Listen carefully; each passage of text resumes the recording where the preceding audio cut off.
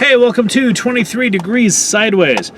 I mentioned in a previous video a while back that I had been doing a series last spring, late spring, May, June, about, a retrospective from the future, 15 years in the future, what it was like, how we separated ourselves from into the two societies and everything. And it's funny because I can actually see it happening. Like every little fictional hook I had seems to be in place right now at this point in time.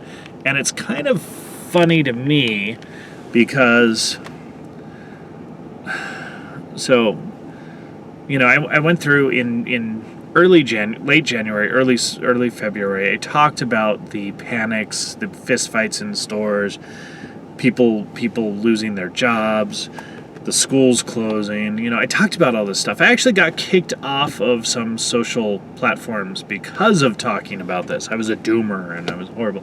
I said, no, if governments start doing this stuff, this is what's going to happen. And it's not about the virus itself. It's not about an illness itself. It's about government and social reactions to it. And I was right. And we talked about the second round, and we were like, okay, exactly the same stuff, except that these things will be a little bit different. And here you are, you can't find a can of chili on the shelves, no toilet paper, no paper towels, and, no cat litter this time. I don't know what's up with the cat litter locally, but there you go. I mean, maybe it's just a supply issue, because that's the other thing is we were dealing with Soviet America, which I also predicted that we would end up screwing up our supply chain to the point where we acted like a Soviet nation, in the 70s and 80s, where you go and you wait in line to see if you can get something or not. You wait in line to get in the store to see if there's anything there that you can buy. And there you go. People still wait in line in the mornings for the stores to open. Not as many. It's not 200 people waiting in line, but there's still a couple dozen waiting in line for the Walmart to open so they can see if they can get their toilet paper before it runs out for the day again. Nuts, man. Nuts. So I started to do this fiction series, and I thought it would be really cool, but it's really hard creatively and production-wise to actually come up with an entire series of videos and write it all out. This would have been a good one if I'd had like 3 or 4 people involved, and we could have, done like Zoom calls of the future and stuff. But that's just not how it was working out. But it's funny because the main hook for me was the idea that we are separating ourselves into two kinds of societies. It's not strictly speaking an urban-rural divide, although there's a lot of that. It's not city people necessarily, but there is a lot of that going on. It's an attitude, and I tend to think of it as the Western versus city attitude. Not necessarily de-urban, but there's a freedom thing that we have out here. And I just got back from a trip to Arizona, visiting some stuff where we're moving eventually. We're in the long multi-year process of moving. And it's funny because I get down there and no one's wearing masks. And there's signs on the door that say, hey, if you're sick, don't come into my business, go home. There's more small businesses open. There's more small businesses in existence. There's fewer for sale signs. And this is not an economically happening area.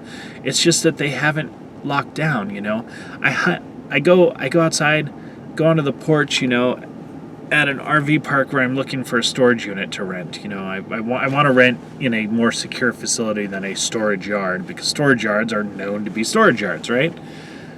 And, I look at this stuff. I'm just talking to these people. I haven't done that in months and months up here. I'm just standing on a porch, open air, fresh air, sunlight, because it's getting into fall and it's not horrible to be in the sunlight in the desert. And we're just standing outside and we're talking, and everyone's happy and everything's calm and everything's fine, and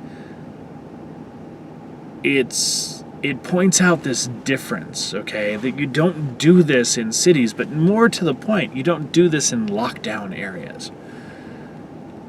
And I think that we are getting to that point. You know, the news is different. The news is very different, and they're trying to pull you in. You know, Disney owns Fox. Look at who owns Disney. Look, if you watch the pyramid, it all boils down to like 5 or 6 people, right? 90% of the media is owned by fewer than 10 corporations, which are controlled by a couple of people. And they're trying to pull you in by using Fox, but it's not working because the people are like, you can't really fool me that easy. So now I cannot believe I'm actually looking at One America News to try to figure out what stories are being not reported. Not truthfully or lie.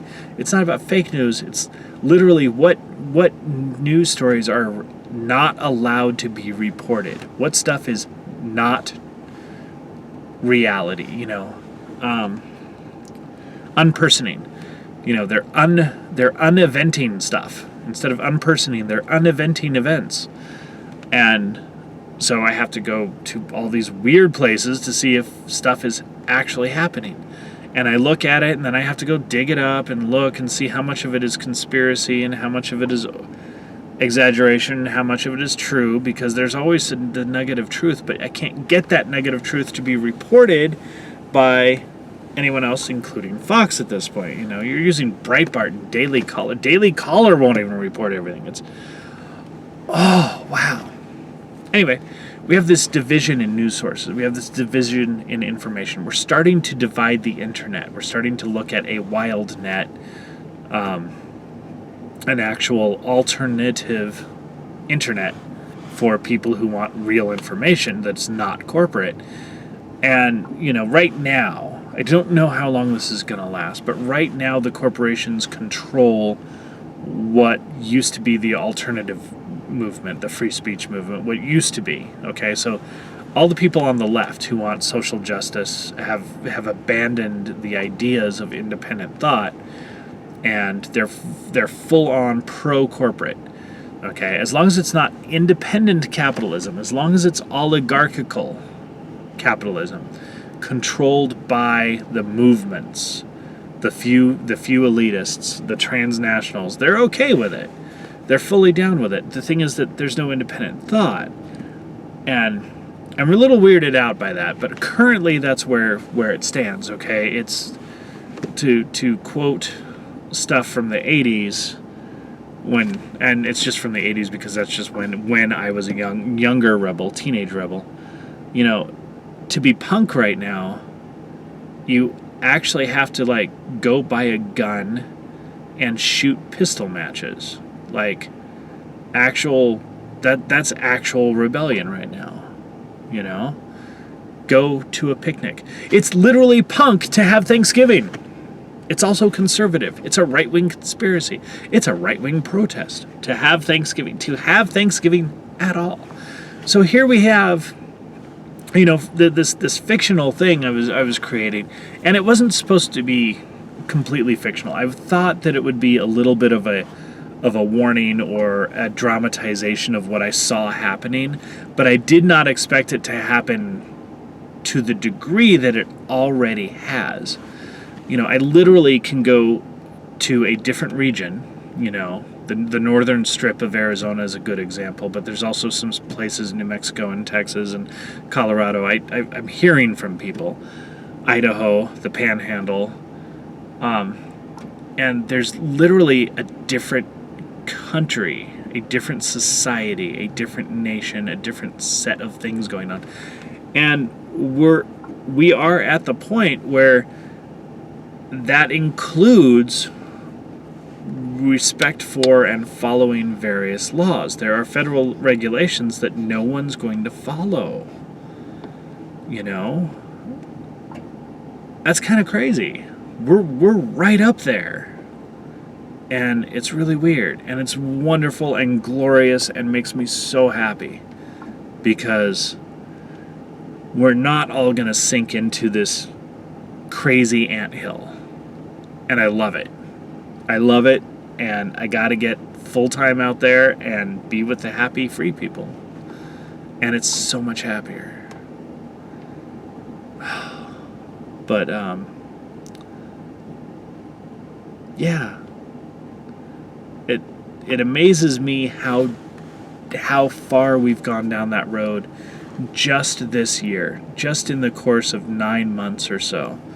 We've gone down this road and we've completely split. You can tell who's who by wearing masks, different clothing, and behaviors. And I'm glad that I've picked what I consider to be a reasonable side of that. That makes me happy. I will go for freedom, and I hope you do too. I really hope you get the freedom and the happiness part. Stay sideways.